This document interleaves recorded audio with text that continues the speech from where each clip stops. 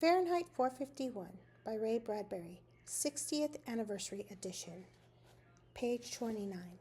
1, 2, 3, 4, 5, 6, 7 days, the firehouse. Montag, you shinned that pole like a bird up a tree. Third day. Montag, I see you came in the back door this time. The hound bother you? No, no. Fourth day. Montag, a funny thing. Heard tell this morning. Fireman in Seattle purposely set a mechanical hound to his own chemical compound and let it loose. What kind of suicide would you call that? 5, 6, 7 days. And then Clarice was gone. He didn't know what there was about the afternoon, but it was not seeing her somewhere in the world.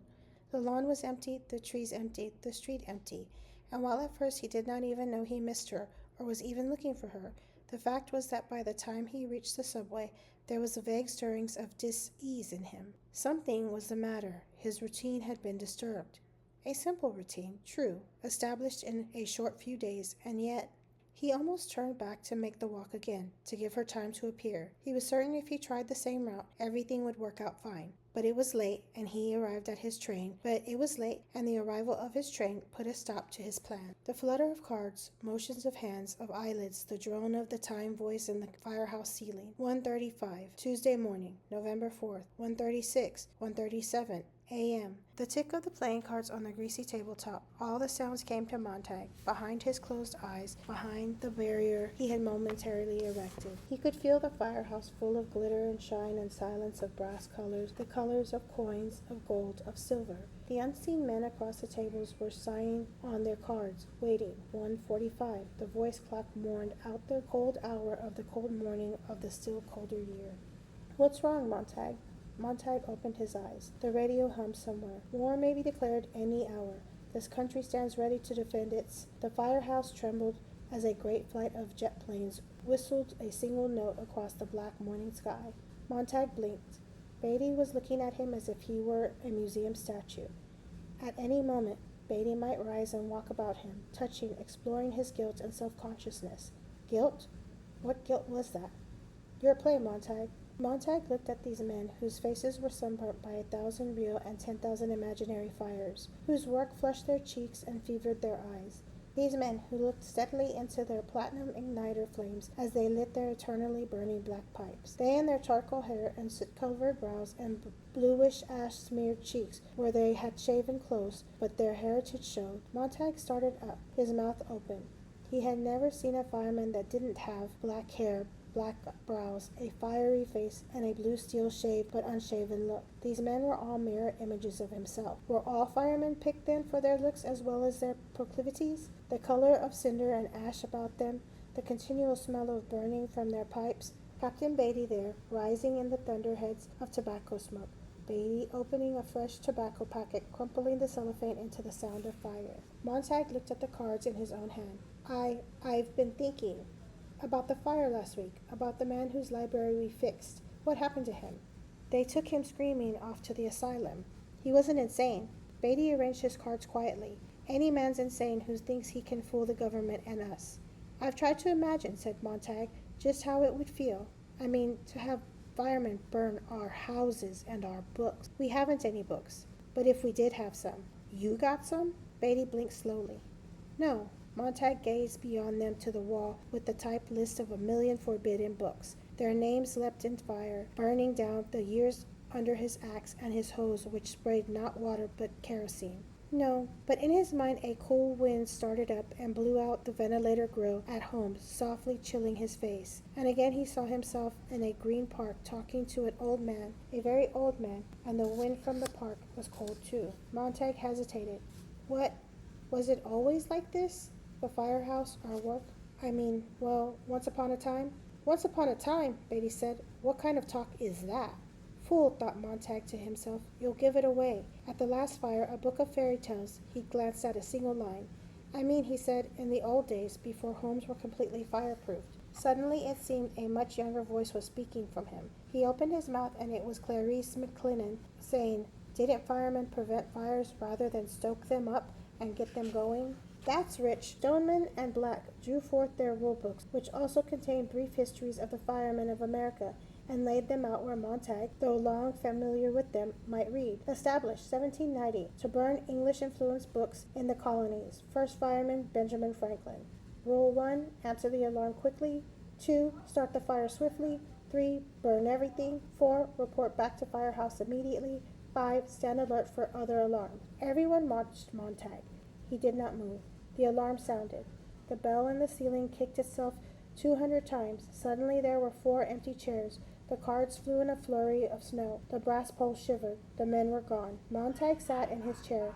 Below, the orange dragon coughed to life. Montag slid down the pole like a man in a dream. The mechanical hound leapt up in its kennel, its eyes all green flame. Montag, you forgot your helmet. He seized it off the wall behind him, ran, leapt, and they were off, the night wind hammering about their siren scream and their mighty metal thunder. It was a flaking 3-story house in an ancient part of the city, a century old if it was a day, but like all houses, it had been given a thin fireproof plastic sheath many years ago, and this preservative shell seemed to be the only thing holding it in the sky. Here we are. The engine slammed to a stop. Beatty, Stoneman, and Black ran up the sidewalk, suddenly odious and fat in their plump fireproof slickers. Montag followed. They crashed the front door and grabbed at a woman. Though she was not running, she was not trying to escape. She was only standing, weaving from side to side, her eyes fixed upon a nothingness in the wall, as if they had struck her a terrible blow upon the head. Her tongue was moving in her mouth, and her eyes seemed to be trying to remember something, and then they remembered, and her tongue moved again. Play the man, Master Ridley. We shall this day light such a candle, by God's grace in England, as I trust shall never be put out. Enough of that, said Beatty. Where are they? He slapped her face with amazing objectivity and repeated the question. The woman's eyes came to focus upon Beatty. You know where they are, or you wouldn't be here, she said. Stoneman held out the telephone alarm card with a complaint signed and telephone duplicate on the back. Have reason to suspect attic, 11 number Elm, City EB. That would be Miss Blake, my neighbor, said the woman, reading the initials. All right, men, let's get 'em. Next thing they were up in the musty blackness, swinging their silver hatchets at doors that were, after all, unlocked, tumbling through like boys, all rollick and shout. Hey!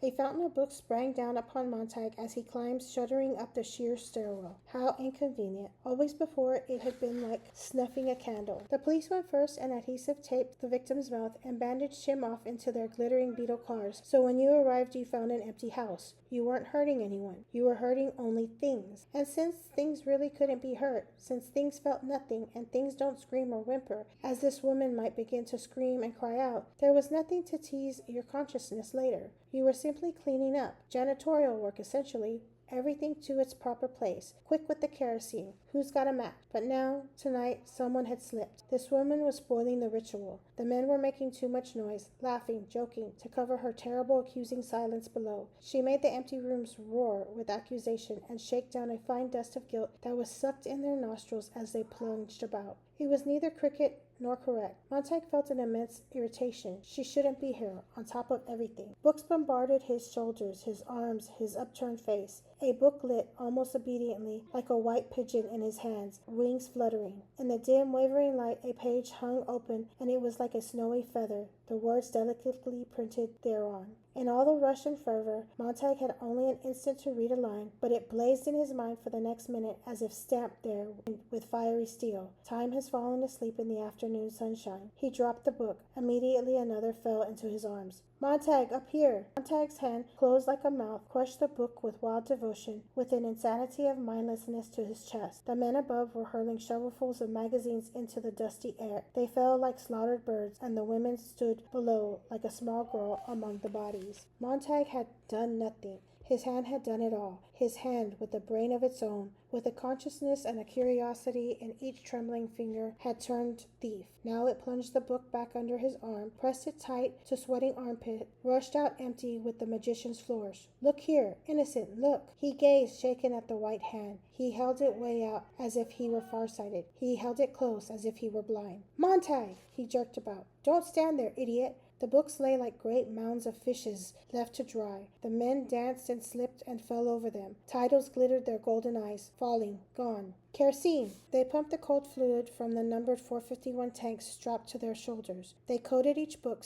They pumped rooms full of it. They hurried downstairs. Montag staggered after them in kerosene fumes. Come on, woman! The woman knelt among the books, touching the drenched leather and cardboard, reading the gilded titles with her fingers, while her eyes accused Montag's. You can't ever have my books, she said. You know the law, said Beatty. Where's your common sense? None of these books agree with each other. You've been locked up here for years with a regular damn Tower of Babel. Snap out of it. The people in those books never lived. Come on now. She shook her head. The whole house is going up, said Beatty. The men walked clumsily to the door. They glanced back at Montag, who stood near the woman. You're not leaving her here, he protested. She won't come. Force her then. Beatty raised his hand in which was concealed the igniter. We're due back at the house. Besides, these fanatics always try suicide. The pattern's familiar. Montag placed his hand on the woman's elbow. You can come with me. No, she said. Thank you anyway. I'm counting to 10, said Beatty. 1, 2, please, said Montag. Go on, said the woman. 3, 4, here. Montag pulled at the woman. The woman replied quietly, I want to stay here. 5, 6, you can stop counting, she said. She opened the fingers of one hand slightly, and in the palm of the hand was a single slender object, an ordinary kitchen mat. The sight of it rushed the men out and down away from the house. Captain Beatty, keeping his dignity, backed slowly through the front door, his pink face burnt and shiny from the thousand fires and night excitements. God, thought Montag, how true. Always at night the alarm comes, never by day. Is it because fire is prettier by night? More spectacle, a better show? The pink face of Beatty now showed the faintest panic in the door. The woman's hand twitched on a single matchstick. The fumes of kerosene bloomed up about her. Montag felt the hidden book pound like a heart against his cheek. Go on, said the woman, and Montag felt himself back away and away out the door. After Beatty, down the steps, across the lawn where the path of kerosene lay like a track of some evil snail. On the front porch where she had come to weigh them quietly with her eyes, her quietness a condemnation, the woman stood motionless. Beatty flicked his fingers to spark the kerosene. He was too late. Montag gasped. The woman on the porch reached out with contempt to them all and struck the kitchen mats against the railing. People ran out of houses all down the street. They said nothing on their way back to the firehouse. Nobody looked at anyone else. Montag sat in the front seat with Beatty and Black. They did not even smoke their pipes. They sat there looking out the front of the great salamander as they turned a corner and went silently on. Master Ridley, said Montag at last. What? Said Beatty. She said Master Ridley. She said some crazy thing when we came in the door. Play the man, she said. Master Ridley. Something, something, something. We shall this day light such a candle, by God's grace in England, as I trust shall never be put out, said Beatty. Stoneman glanced over at the captain, as did Montag, startled. Beatty rubbed his chin. A man named Latimer said that to a man named Nicholas Ridley, as they were being burnt alive at Oxford, for heresy, on October 16, 1555. Montag and Stoneman went back to looking at the street as it moved under the engine wheels. I'm full of bits and pieces, said Beatty. Most fire captains have to be. Sometimes I surprise myself. Watch it, Stoneman. Stoneman braked the truck. Damn, said Beatty. You've gone right by the corner where we turned for the firehouse. Who would it be? Said Montag, leaning back against the closed door in the dark. His wife said at last, Well, put on the light. I don't want the light. Come to bed. He heard her roll impatiently. The bed spring squealed. Are you drunk? She said. So it was the hand that started it all. He felt one hand and then another work his coat free and let it slump to the floor. He held his pants out into the abyss and let them fall into darkness. His hands had been infected, and soon it would be his arms. He could feel the poison working up his wrists and into his elbows and his shoulders, and then the jump over from shoulder blade to shoulder blade like a spark leaping a gap. His hands were ravenous, and his eyes were beginning to feel hunger, as if they must look at something, anything, everything. His wife said, What are you doing? He balanced in space with the book in his sweating cold fingers. A minute later she said, Well, don't just stand there in the middle of the floor. He made a small sound. What? She asked. He made more soft sounds. He stumbled towards the bed and shoved the book clumsily under the cold pillow. He made more soft sounds. He stumbled towards the bed and He made more soft sounds. He stumbled towards the bed and shoved the book clumsily under the cold pillow. He fell into bed, and his wife cried out, startled. He lay far across the room from her, somewhere on a winter island separated by an empty sea. She talked to him for what seemed a long while, and she talked about this and she talked about that, and it was only words, like the words he had heard once in a nursery at a friend's house, a 2-year-old child building word patterns, talking jargon, making pretty sounds in the air. But Montag said nothing, and after a long while, when he only made the small sounds, he felt her move in the room and come to his bed and stand over him and put her hand down to feel his cheek. He knew that when she pulled her hand away from his face, it was wet. Late in the night, he looked over at Mildred. She was awake. There was a tiny dance of melody in the air. Her seashell was tamped into her ear again, and she was listening to far people in far places, her eyes wide and staring at the fathoms of blackness about her in the ceiling. Wasn't there an old joke about the wife who talked so much on the telephone that her desperate husband ran out to the nearest store and telephoned her to ask what was for dinner? Well then, why didn't he buy himself an audio seashell broadcasting station and talk to his wife late at night? Murmur, whisper, shout, scream, yell. But what would he whisper? What would he yell? What could he say? And suddenly she was so strange he couldn't believe that he knew her at all. He was in someone else's house, like those other jokes people told of gentlemen, drunk, coming home late at night, unlocking the wrong door, entering the wrong room, and bedding with a stranger, and getting up early and going to work, and neither of them the wiser. Millie, he whispered. What? I didn't mean to startle you. What I want to know is, well, when did we meet, and where? When did we meet? For what? She asked. I mean, originally. He knew she must be frowning in the dark. He clarified it. The first time we ever met. Where was it, and when? Why, it was at... She stopped. I don't know, she said. He was cold. Can't you remember? It's been so long. Only 10 years, that's all. Only 10. Don't get excited. I'm trying to think. She laughed an odd little laugh that went up and up. Funny. How funny not to remember when and where you met your husband or wife. He lay massaging his eyes, his brow, and the back of his neck slowly. He held both hands over his eyes and applied a steady pressure there as if to crush the memory into place. It was suddenly more important than any other thing in a lifetime that he know where he had met Mildred. It doesn't matter. She was up in the bathroom now, and he heard the water running and the swallowing sound she made. No, I guess not, he said. He tried to count how many times she swallowed, and he thought of the visit from the 2 zinc oxide-faced men with the cigarettes in their straight-line mouths and the electronic-eyed snake winding down into the layer upon layer of night and stone and stagnant spring water, and he wanted to call out to her, how many have you taken tonight? The capsules. How many will you take later and not know? And so on every hour. Or maybe not tonight, tomorrow night. And me not sleeping tonight or tomorrow night or any night for a long while, now that this has started. And he thought of her laying on the bed with the 2 technicians standing straight over her, not bent with concern, but only standing straight, arms folded. And he remembered thinking then that if she died, he was certain he wouldn't cry. For it would be the dying of an unknown, a street face, a newspaper image, and it was suddenly so very wrong that he had begun to cry. Not at death, but at the thought of not crying at death. A silly empty man near a silly empty woman, while the hungry snake made her still more empty. How do you get so empty, he wondered. Who takes it out of you? And that awful flower the other day, the dandelion. It had summed up everything, hadn't it? What a shame. You're not in love with anyone. And why not? Well, wasn't there a wall between him and Mildred when you came down to it? Literally not just one wall, but so far 3. And expensive too. And the uncles and aunts, the cousins, the nieces, the nephews that lived in those walls, the gibbering pack of tree apes that said nothing, nothing, nothing, and said it loud, loud, loud. He had taken to calling them relatives from the very first. How's Uncle Louis today? Who? And Aunt Maud? The most significant memory he had of Mildred really was of a little girl in a forest without trees. How odd. Or rather, a little girl lost on a plateau where there used to be trees. You could feel the memory of their shapes all about. Sitting in the center of the living room. The living room. What a good job of labeling that was now. No matter when he came in, the walls were always talking to Mildred. Something must be done. Yes, something must be done. Well, let's not stand and talk. Let's do it. I'm so mad I could spit. What was it all about? Mildred couldn't say. Who was mad at whom? Mildred didn't quite know. What were they going to do? Well, said Mildred, wait around and see. He had waited around to see. A great thunderstorm of sound gushed from the walls. Music bombarded him at such an immense volume that his bones were almost shaken from their tendons. He felt his jaw vibrate, his eyes wobble in his head. He was a victim of concussion.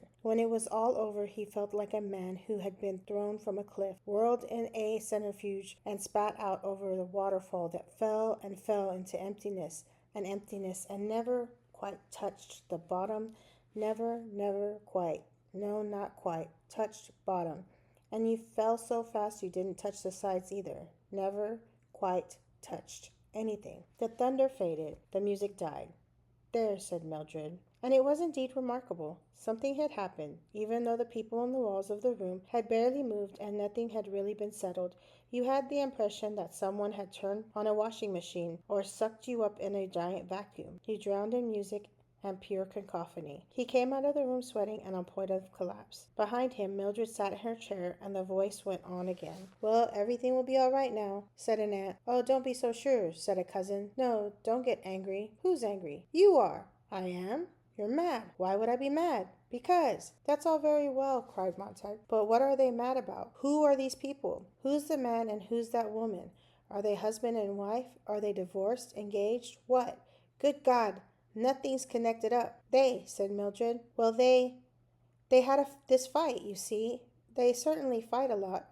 You listen. I think they're married. Yes, they're married. Why? And if it was not the 3 walls, soon to be 4 walls, and the dream complete, then it was the open car and Mildred driving 100 miles an hour across town. He shouted at her, and she shouting back, and both trying to hear what was said, but hearing only the scream of the car. At least keep it down to a minimum, he yelled. What? She shouted. The what? She shrieked. Speed, he shouted, and she pushed it up to 105 miles an hour and tore the breath from his mouth.